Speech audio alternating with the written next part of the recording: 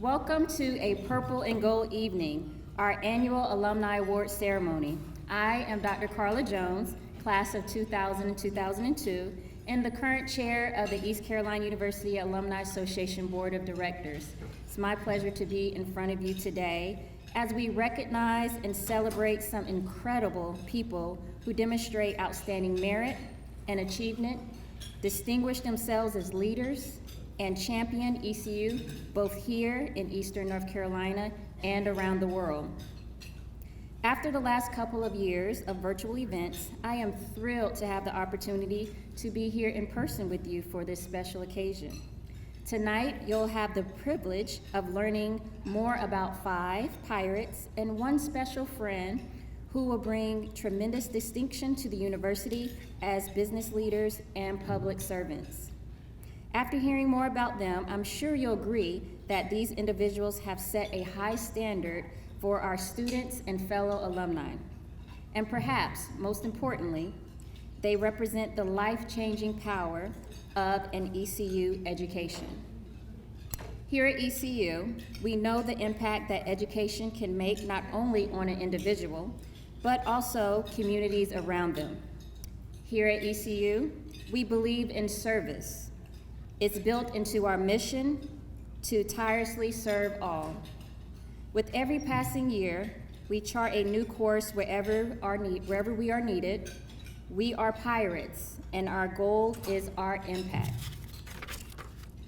Here at ECU, we believe in pirate pride, and my friends, we surely have a lot of that.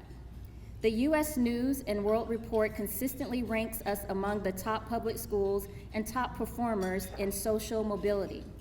We are national leaders in online education and the #1 producer of physicians who practice in the state. We are innovators in research, teaching, healthcare, and more. Our work transforms lives. Every year, ECU adds to its ranks. Today, we stand at nearly 190,000 proud powered alum like me and you. Alumni who innovate, who dream, transform, create, and inspire. Alumni who lead at Fortune 500 companies, and alumni who pour into students in rural classrooms. You see, your relationship with ECU begins the moment you set foot on campus, but it also lasts forever. No matter how far you've gone or the number of years that have passed, the Alumni Association is here for you to keep coming back home to Pirate Nation. We want every pirate to stay connected to our proud institution because the loyalty and boldness of ECU graduates knows no limits. So while you're here tonight to celebrate a few distinguished alumni, know that they are just some of many proud pirates who are doing incredible work. We have much to celebrate. With that, the ECU Alumni Association is proud to finally present the recipients of the 2022 Alumni Awards. Congratulations to them all. Let's give them a round of applause right now.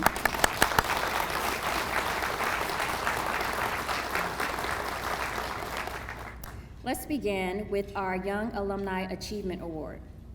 Our first recognition recognizes alumni who are still early in their careers, but have already been making a mark on Pirate Nation and making us proud.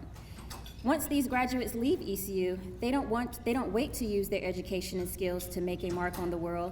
They immediately create positive change near and far. And their achievements and success are impressive and notable. Let's meet our Young Alumni Achievement Award recipient. What brought me to ECU was in high school, I had always wanted to play college athletic sports. I had actually signed to go to University of Mississippi, went and moved in and had some family issues. My grandfather passed away in August, and I made that 14-hour drive back, and the 2 schools I had gotten into in state were East Carolina and Meredith. And at that time I was like, I'm not going to an all-girls school. And so really it was kind of fate that brought me back to North Carolina and to ECU. I'm so passionate about East Carolina because they have given me so much. ECU has, one, given me my education, it's given me leadership skills, it's given me friends, it's given me my husband, he went here as well, and now we've got two little beautiful Pirate fans that love Petey.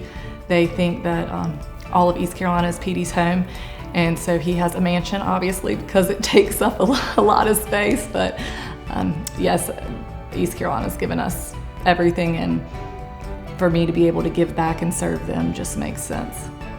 Giving back to your alumni association is such a beneficial way. There's so many different ways to give, whether you want to do the foundation or you want to be more specific and do women's roundtable, or just altogether do something with the alumni association.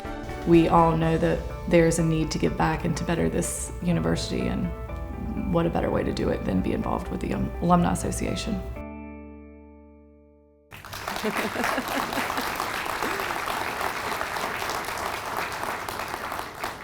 Thank y'all. What a privilege and honor it is to be accepting the Young Alumni Award. I'm forever grateful for what this university has done for my life. Also, the fact that someone still considers me young is very flattering, and I will make sure to tell my dermatologist the products are working. To me, this award demonstrates the importance East Carolina University has on the lives of young alumni. It gave me the opportunity to dream, to see my dreams fulfilled. I was an average student who really did not love school. Staying disciplined with my studies was something I had to work much harder than most. My ECU professors, several whom are here this evening, really got to know me and helped me capitalize on my strengths to build a foundation for a successful life. If there's one thing I know ECU does better than any other university in the UNC system, it's putting our students in situations to succeed outside of the classroom. To the professors who have helped me believe in myself and grow to love learning, I'm forever grateful for your priceless gift. East Carolina University has and continues to be my family's second home. In 2006, I broke the curse of being a Tar Heel born and a Tar Heel bred in the Workman family. I decided to take the rougher seas and claim my bag of gold by joining Pirate Nation. Being a pirate is way more fun, and purple looks better on me anyways. I was lucky enough to have both of my sisters join the Pirate family, and some of my best memories were in Dowdy-Ficklin Stadium. While attending ECU, I met a friend who is now my husband and my biggest supporter. My dreams of being a leader and a donor to this university would never have been made possible without you as my co-pilot. And I'm not gonna look at you because I'll cry. Last week, I was sitting in my office overlooking the practice field. I stopped and thought, wow, I prayed for this. My life has come full circle as I get to serve in a new role with ECU Sports Properties, helping push our athletic campus to new levels of corporate sponsorship. The university opened its doors for me over 15 years ago is one that I'm proud to serve today. I would be remiss if I did not thank my two greatest fans who did not only raise me, but paid for my education. Mom and Dad, you have laid the foundation, instilling in me that success only comes with hard work, that you should never forget where you came from, and that it is always better to give than to receive. I want to thank everyone in this room, those who know me well and those who do not know me at all, for providing a young woman from Burlington, North Carolina, with a great education, opportunity to serve as a mentor to others, and the pride that only comes from being an East Carolina grad. You are what makes this university special, and I'm excited to see what holds the future for Pirate Nation. Thank you all.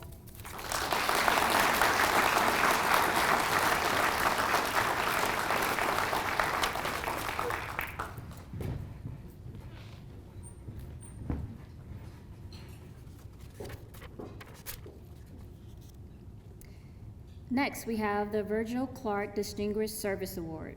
Our second award category is the Virgil Clark Distinguished Service Award. This award is one of the most prestigious awards offered by the university. It is given to alumni who displayed uncommon and outstanding volunteer service to the Alumni Association and to ECU. Our recipient this year continues Virgil's legacy, and the Alumni Association is all the better for it. Let's meet this year's recipient. The first time I was on the East Carolina campus was in September of 1962, when I registered for the beginning of my freshman quarter. We were on the quarter system at that time. But I remember walking across campus and just saying, this is really, it was a beautiful, beautiful campus. It still is. I thought I was walking across a movie set. Today I graduated from East Carolina. I received not only my degree, but I also received a metaphorical magic carpet that was powered by an East Carolina education. And that magic carpet has taken me to all 50 states, 57 countries. I've met 7 presidents, 9 Nobel Peace Prize winners, 12 heads of state or government, 3 princes, a king, and a living goddess in Kathmandu. It's been a whirlwind, and it all started with East Carolina. If I could talk one-on-one with every East Carolina student and every alumni, the one question I would ask them is, do they have a passport? The passport is, in fact, just that. It's a legal document that allows you to get on an airplane and fly somewhere. Get out, go somewhere. Spin a globe, point your finger on it, stop it wherever the finger is. That's where you're going to go. And whether it's backpacking or Europe or just traveling to the United States, the world is just a kaleidoscope of just these incredible various cultures. And you will learn more about yourself, you will learn more about the United States if you travel the world, if you have that curiosity spark in you. And I hope everybody certainly does that.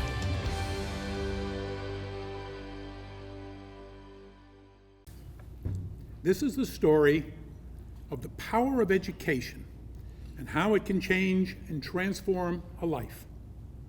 I am the first person in my family to go to college and the first to graduate from college. For that matter, I was the first person in my family to actually be on a college campus. I am lucky that I come from 3 generations who were not so lucky. My great-grandfather was an illiterate farmer in County Down, Northern Ireland. I know this because I have a copy of his marriage license. Where his signature was to go on the license, it is filled in not with his signature, but with an X, with the notation next to it, quote unquote, his mark. My grandfather was an immigrant laborer with less than an 8th grade education. My father finished the 8th grade, but was forced to quit school to support his family when his father, my grandfather, died in a construction accident. I often wonder how different their lives would have been if they had had the educational benefits and opportunities that I have had.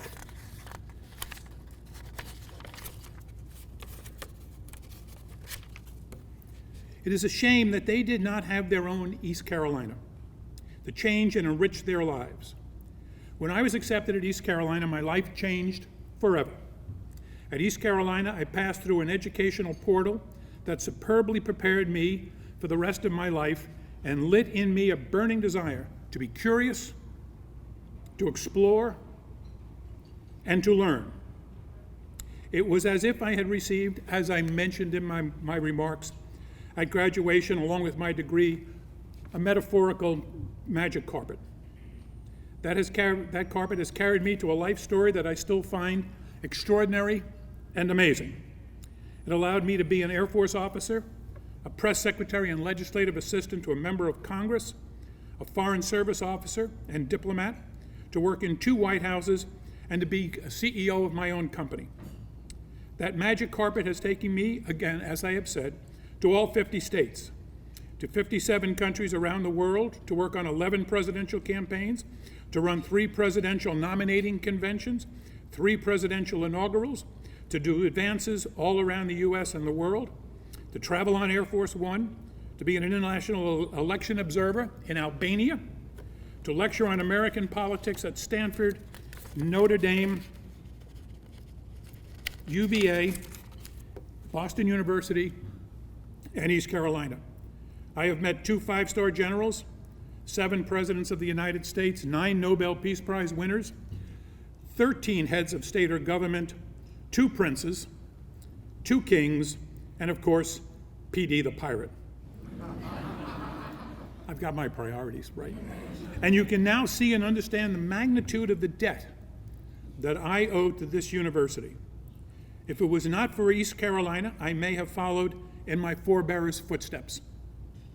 So how do I pay back the debt that I owe to East Carolina? How does anyone ever pay back such a debt? The answer is, sadly, I cannot possibly pay back what I owe this university. But perhaps, just perhaps, by my efforts over the years in helping, mentoring, contributing, and giving back to East Carolina, I have been able to pay down at least some of the small amount of the interest that I owe on this debt. While this has been a sparkling occasion, I must say, however, I do have one significant regret this evening. That regret is not having my great-grandfather, my grandfather, and my father here this evening to witness their great-grandson, their grandson, and his son receive this extraordinary award. I thank the East Carolina University Alumni Association for this remarkable honor.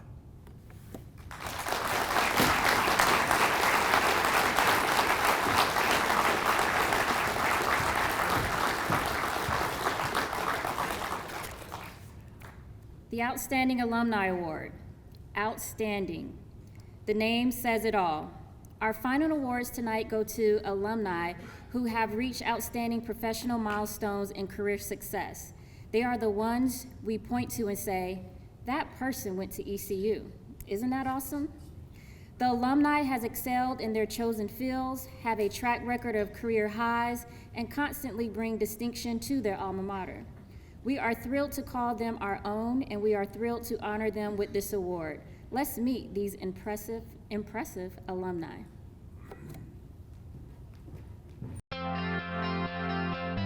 In coming to ECU, I think the most influential part of that was my mother. She just wanted us to pursue and continue our education. She didn't complete hers when she was in Mexico, and that's one thing she's always talked to us about, is completing our education. Once I read and got a little more information about, what East Carolina, the different careers they were able to prepare me for, I realized that teaching was one of those. And so I think with East Carolina being a teaching college as well, that's one of the reasons why I decided to attend.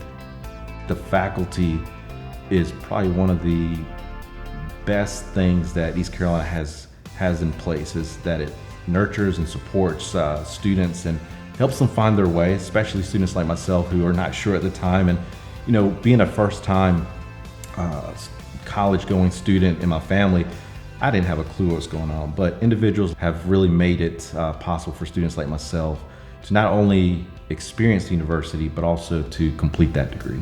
I'm very passionate about East Carolina because I look at it as they not only gave me a chance and also helped me establish a solid foundation for the opportunities and the journey that I'm on right now. I think I'm very loyal, and I respect East Carolina for giving me that chance to attend and develop and acquire the skills that I wasn't sure at that time what I was going to end up doing, but I do appreciate the fact that East Carolina allowed me to enroll and pursue my career.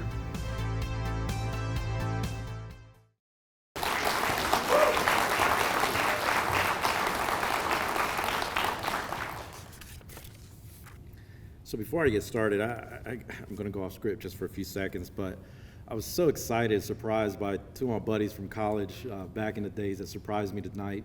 They're busy with their kids and family, so I wasn't expecting that, but I do appreciate my buddy Jonathan for having those two extra friends here tonight to share the spotlight. You guys know your family, so I'll stop there. So let me just share a couple of words with you, and just hopefully I'm able to just share this awesome message about the journey that I've been on. So good evening, everyone. It's an honor to be one of the recipients of the East Carolina Alumni Award. First, I would like to congratulate the other award recipients and give enthusiastic thank you to the ECU Alumni Association for the recognition. In addition, my family, friends, students, and especially my wife, Kelly, for the unwavering support and encouragement through each endeavor that has led me to this moment. She's actually back in school for another degree. She could not live with me having a degree, one more degree than her, but it's not like it's a competition though, so. Before sharing a quick message, I definitely owe some remarkable educators on this absolutely wonderful journey acknowledgement of their influence and support. Of course, every person has had many great teachers. Teachers like Ms. Bowers and Ms. Eanes from 3rd grade that made the holidays joyful for my family and siblings. Ms. Weeks from grade 6 in helping me realize my passion for science. Coach Joyner for all the miles running away from the mosquitoes around the lake during cross-country practice. Not sure if we lost weight from the running or the mosquitoes. Dr. McNeil for giving me the autonomy to develop a STEM education program that focused on preparing students for life after high school. I am forever thankful to Dr. Doster from ECU for guiding me to the finish line with my first degree, to Dr. DeGennaro and Dr. Walsler from UNCW for mentoring me through my doctorate. Over the years, ECU has been my school district's strong pillar and partner. Have been able to work with various individuals and groups from the university on educational initiatives. I truly enjoyed my experiences and the opportunities the university created for this skinny kid from Mexico back in the fall of '97. I remember packing and driving away without knowing what to expect. I was the first in my family for many things, and heading to college was one of those experiences. The realization hit me about halfway to ECU that I almost turned around and returned home. But I remember making my mother a promise that my degree would be for her and to help my family. She would always encourage us to use our minds and to pursue a better future and help others along the way. I recall discussing leadership styles years ago and being asked which one was I. One style in particular described by Peter Northouse focused on being a servant leader. A servant leader uses less institutional power and control while shifting authority to those who are being led. Servant leadership values community because it provides a face-to-face opportunity for individuals to experience interdependence, respect, trust, and individual growth. At the same time, we all have different leadership styles. One of the core beliefs in all styles is placing the interests of others first. East Carolina was the right place to begin laying a foundation that has allowed me to serve others. I did not realize until graduation that ECU's motto is Servere, to serve. The challenges were many along the way, but I have been fortunate enough to serve the students and various stakeholders of Greene County Schools. The school district is classified as rural, low wealth, and economically disadvantaged, but that does not and has not kept students from pursuing a better future. This year alone, we had the senior graduating class accumulate $3.8 million in scholarships. In addition, several students from our STEM education program will be the first in their families to attend college this fall. So again, I'm honored for the recognition and look forward to continuing my partnerships with East Carolina University. We will guide future generations in discovering their passions and establishing their foundations to serve others. Thank you.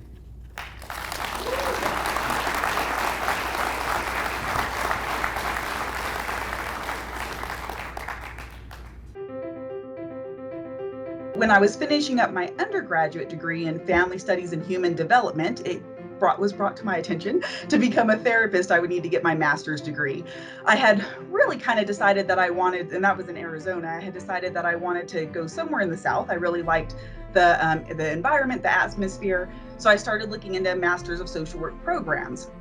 And then as it turns out, ECU at the time was the only program in the nation, at least as far as I know, that had a Master's of Social Work program and a Deaf and Hard of Hearing certificate program. So I went to North Carolina, looked at other universities, including ECU, and ultimately decided on that, submitted my application, and luckily I was accepted. So that's how I ended up in North Carolina and specifically at ECU. I think it's important to always kind of give credit to roots, to where we came from, even though, I'm not the traditional ECU person that maybe doesn't go to all the sports games and things of that nature. I think it is important to just recognize kind of that's where I got my roots when it comes to clinical practice. I'm just really, really grateful for the Alumni Association. I know that it's not an easy feat to stay in contact with alumni. I really appreciate, though, the recognition and the awards that they have. I think it's important for professionals like myself to recognize that getting an award like this is pretty big professional currency. So yeah, I just appreciate the Alumni Association recognizing the importance of reaching out to those of us who are no longer students, because I don't know that every university does that well. It's important for us alumni to realize that the association is there, the Alumni Association, but also that they reach out to us alumni. So yeah, thank you for the awards that you offer, and thanks for everything you do.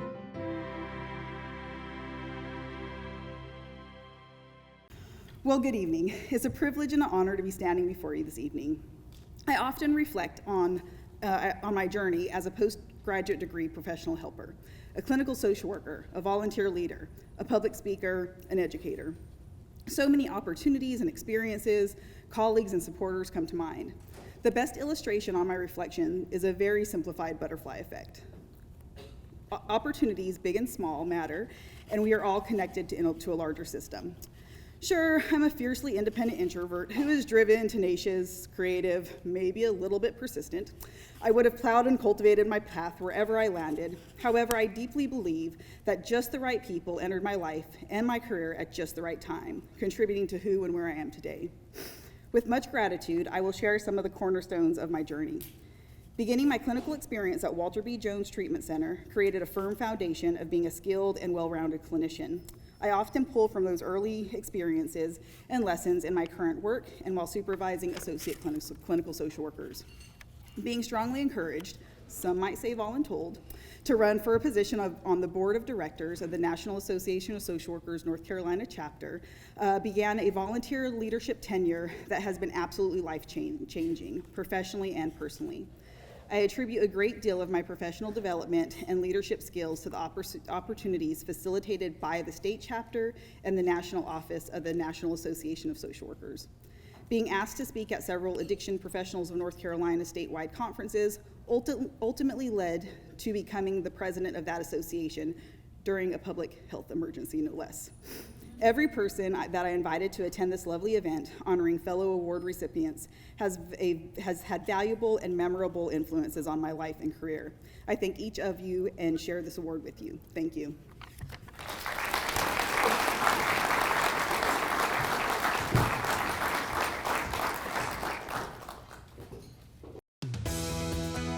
I'd spent a good part of my formative years at the end of high school and college with my family, moved to New Bern, North Carolina, and I did undergraduate in Durham, so I became very familiar. And when it came time to apply for medical schools, East Carolina was right up there as a great opportunity. East Carolina afforded me the opportunity to go to a medical school that was more than just rote learning, but it was a place where I could grow as a person and become a doctor and really care for people, not just learn medicine. Well, I'd be remiss not to remember that I met my wife at East Carolina, who I'm still with over 30 years. But again, it was the friendliness of East Carolina that I think enabled me to meet her and other friends in all sorts of environments without any pretense, which was a real blessing for me. I'd just like to say, I'm up in New York City, the big bad city now, and I meet a lot of people that have trained from all over the world or had experiences from all over the world. And I wouldn't trade any of those experiences for my experience at East Carolina, which has set me up to excel in every way, shape, or manner. And there's no doubt that East Carolina helped formulate that and give me the opportunity to grow this way. So thank you, ECU.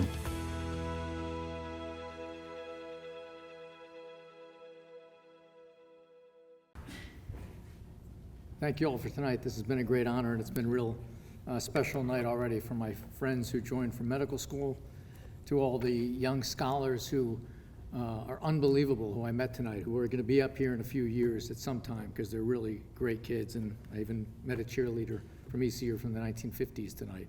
So it's already been a special night and made it more honorable.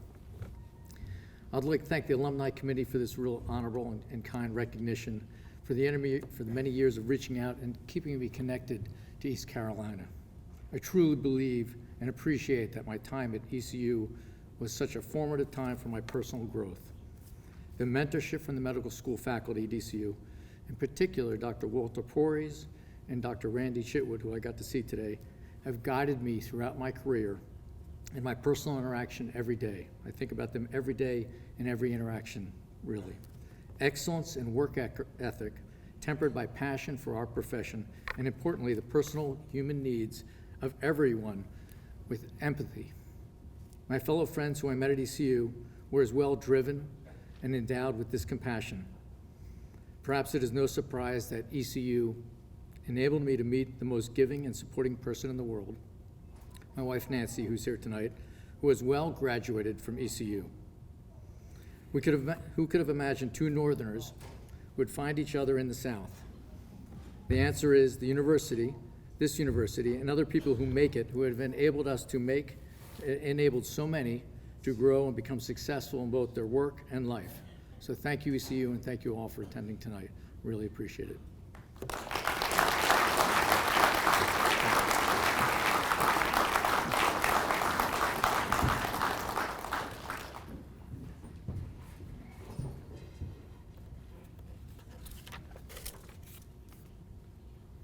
The Alumni Association's Honorary Alumni Award is unique because it is an honor extended to individuals who did not attend East Carolina, but have adopted the university as their own through uncommon and outstanding service, substantial and continuing commitment, and loyalty. So my involvement with the engineering program at ECU, about 2004, we were having some issues recruiting, and we were looking at ways to keep engineers here once we got them hired, and we were also trying to figure out how to get local people to go into engineering so they're more likely to stay. And in the process of working with schools and working with some of the other universities, I heard a rumor that ECU was starting an engineering school. And so I really wanted to be a part of that, and I made contact with them and said, hey, if you're going to have engineering in Eastern North Carolina, I want to be a part of it. Let me help. Well, I'm enthusiastic about engineering in general and aviation and how we help Cherry Point in Eastern North Carolina. And ECU's vision for their engineering program was to develop engineers that were ready to hit the ground running and have an impact on whatever organization hired them. So I was really excited about that vision and their focus on the students and the people that end up hiring them, and that was inviting to me. To have a university that is interested in getting the employer's input. I've been on their advisory board since 2004, since the start. I've actually chaired the board or co-chaired it since the beginning. And they really want advice. They just don't want to check a box that they have an advisory board. And that, to me, just, I was excited about the aspect of that, and it had an impact on me from the standpoint is this is the way things should really happen when a university engages an advisory board. They're really good at what they do. In fact, we've hired over 100 here, and I think we're hiring half their graduating class this year. It's about 30 people. So we're really pleased with the engineering students from ECU.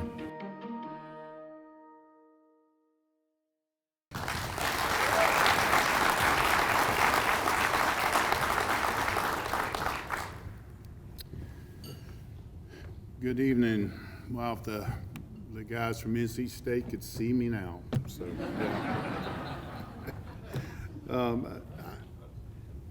Before I start, I would just like to say that this award is not really my award. It's ECU's.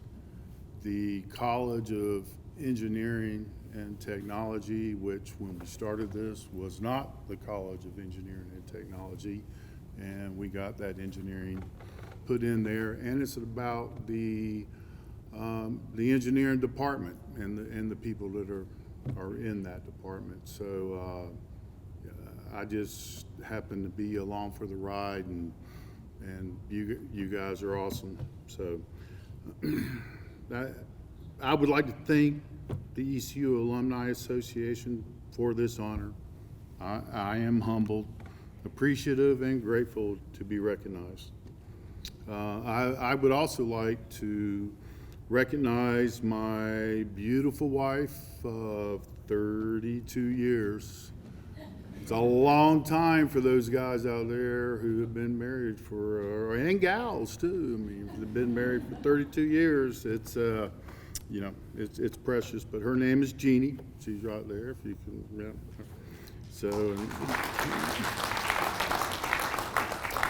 So thank you for the love and support, you know, through my career and our life together. And everybody at that table sitting there has got a special place in my heart, and none of them are ECU grads. I'm sorry, but they've hired a lot of ECU students, so and grads. That's awesome. And I'll talk about at least one of them as we move on. I've narrowed this down to about 45 minutes. So if you guys are okay with that, I mean, that's all good. So I graduated from North Carolina State in 1990 with an aerospace engineering degree. Again, if you'd have told me 32 years ago I would be standing here being recognized as an honorary alumni of East Carolina University, I probably would have chuckled for many reasons. There was a lot of Halloween parties and a lot of ECU like kicking our butt in football, which really used to aggravate me a lot. So you know, it is what it is. I would have never thought this 32 years ago. So I appreciate the honor.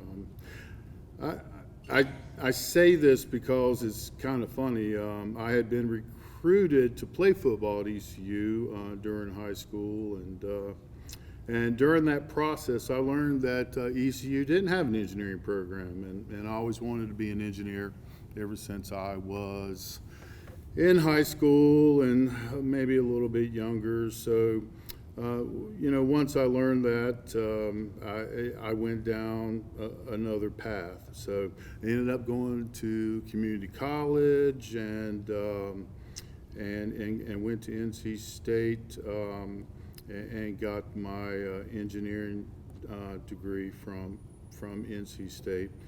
After I graduated from NC State, I got a job at Fleet Readiness Center East, and in that process of going from community college to NC State and then getting a job, it was real apparent to me that the state of North Carolina didn't have too many options on how you know, become an engineer in the state of North Carolina. It was pretty much, you know, go to NC State back, and I'll show my age, you know, back in the mid 80s, you know, there was very few programs that would allow you to go from a community college and go and get an engineering degree, and so that was something that stuck with me. I always tell everybody that, you know, from a leadership perspective, remember the things that bothered you the most and fix them,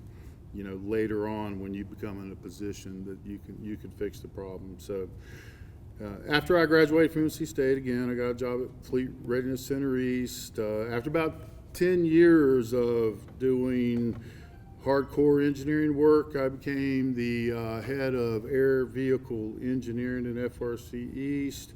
And at that time, we were having a lot of issues, you know, retaining engineers in East North Carolina.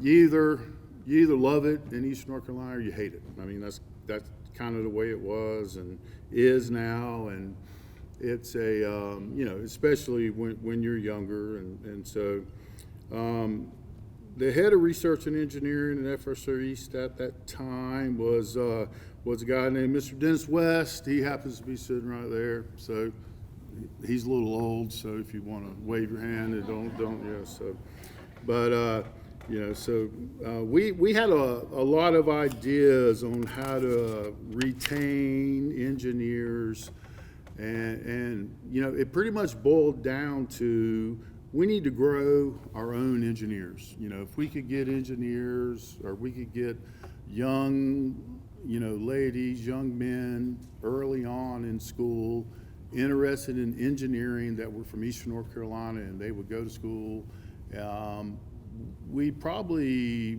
be able to keep them around here because they already like Eastern North Carolina. So, you know, that's pretty much, you know, where we were at that time.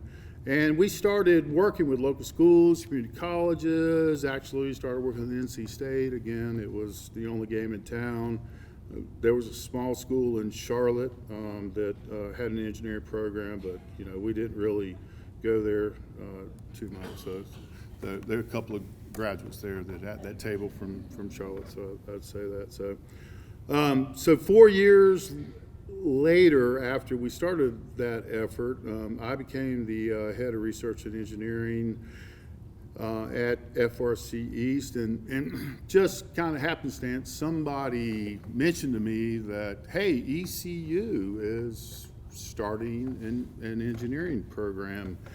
And, you know, I was like, wow, okay. So I got on the old internet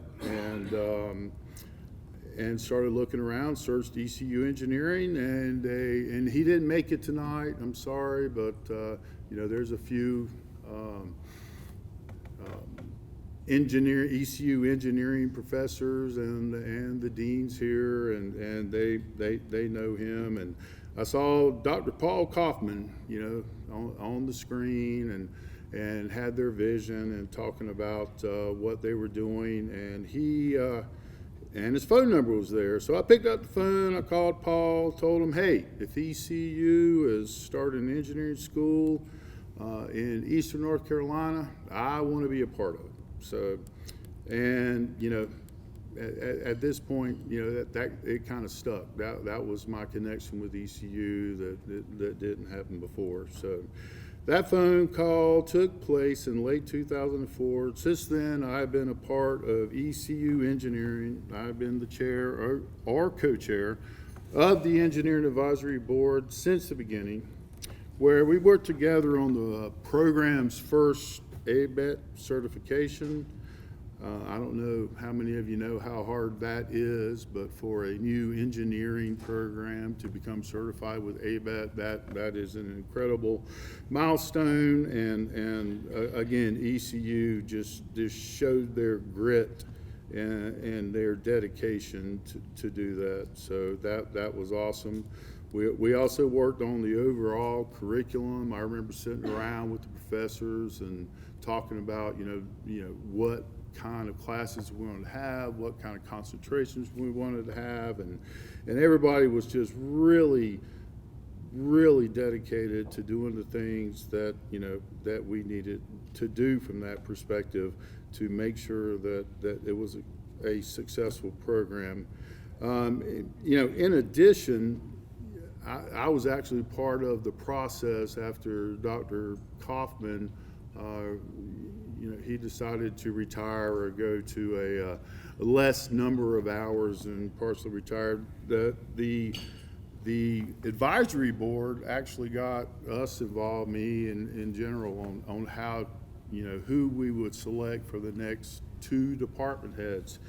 You know, so from that point on, that really told me, you know, how much the College of Engineering and Technology, they took the advisory board very seriously, and it just really showed us that not, when I say us, that advisory board is made up of different businesses, different experiences, different people that went to different colleges, that, hey, these guys are serious.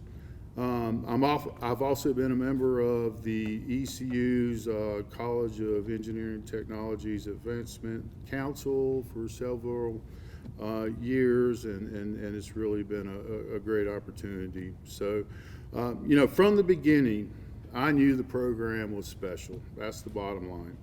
And so were the staff, the faculty, and the leadership. Everyone was focused on supporting Eastern North Carolina and developing young engineers that could hit the ground running in a small or very large company. I have been on or chaired other advisory boards, and this one was very different. The dean, department head, and faculty really craved the advice from the advisory board and used that advice to make the program better, and that's what it's all about, and I really appreciated that. Again, like I said, I nicked this down to 45 minutes, so I'll go ahead and close out. I could go on for a long time singing the praises of ECU Engineering and the College of Engineering and Technology, and how far the department and the college has come since 2004. But with that being said, I accept this award with great pride and sincerely thank each and every one of you who have made this moment possible and special. So thank you very much, and I hope to continue to help the program along. So thank you very much. Thanks.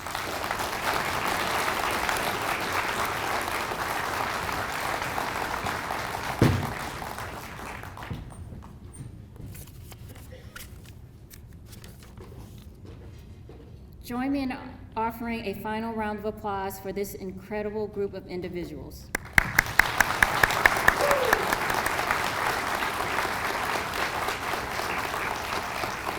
I know you join me in saying thank you to our Alumni Award recipients for representing our alma mater so incredibly well.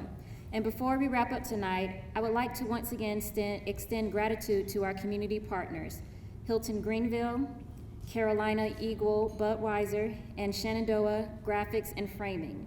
I'd also like to give a big thanks to the folks that made this night possible.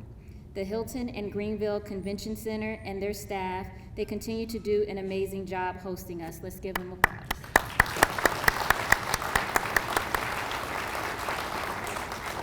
I'll conclude and let everyone continue celebrating, but before I leave you, let me offer one word of encouragement.